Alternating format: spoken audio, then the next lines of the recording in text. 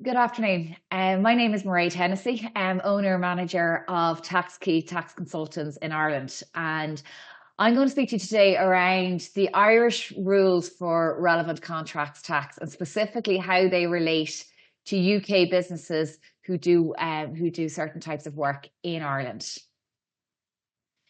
So relevant contracts tax, what is it? It's a scheme of withholding tax and it applies to certain payments by parties who are known as principal contractors to their subcontractors in the construction, forestry and meat processing industries in Ireland. Three potential rates of this withholding tax apply: 0%, 20% or 35%. And I'll speak in a few minutes as to why one rate would apply over another in a particular circumstance. The so-called the principal contractor withholds a rate specified on making payments to the subcontractor, and this rate is specified by the Irish Revenue. All RCT compliance, filing and payments is conducted online with the Irish Revenue through their online system, ROS. So for contractors who are not resident in the Irish state, the principal contractor is obliged to retain tax from amounts payable to subcontractors where they're engaged in carrying out so-called relevant operations in Ireland.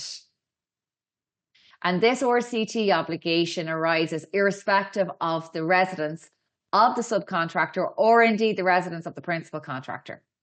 Non-resident principals who subcontract work that takes place in Ireland are obliged to operate relevant contracts tax. And we have had a number of cases here where UK businesses have come over, they've done construction type work, and they've done maybe forestry work, and they weren't aware of their Irish RCT obligations at the time the work was being done.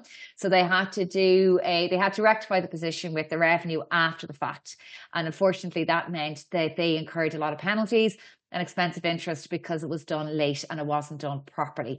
The RCT system, it's very systematic. There's a process that needs to be done through the Irish ROS system. And where that isn't done correctly, the penalties can be quite onerous.